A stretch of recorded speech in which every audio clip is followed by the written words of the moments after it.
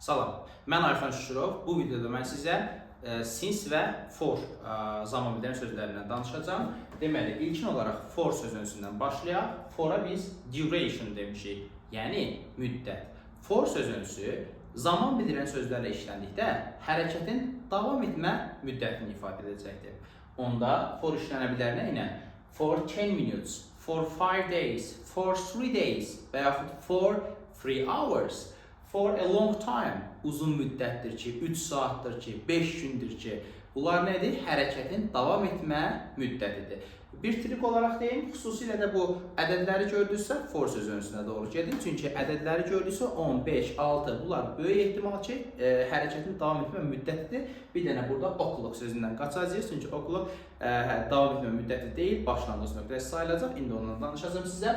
Since, deməli starting point demişik since. Çünki since hərəkətin başlanğıc nöqtəsini ifadə edir. Məsələn, since 10 o'clock, saat 10-dan bəri.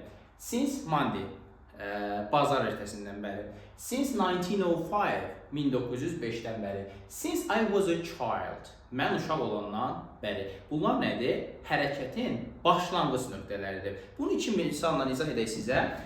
I have been looking for you for 15 minutes. Yəni 15 dəqiqədir ki, səni axtarıram. 15 dəqiqə hərəkətimizin davam etmə müddətidir. Səni axtarma hərəkətimin. I haven't gone to Şahbuz since December. Since December. Bu isə mənim hərəkətimin başlanğıc nöqtəsidir. Mənim Şahbuza getməmə hərəkətimin başlanğıc nöqtəsidir. Çox sağ olun.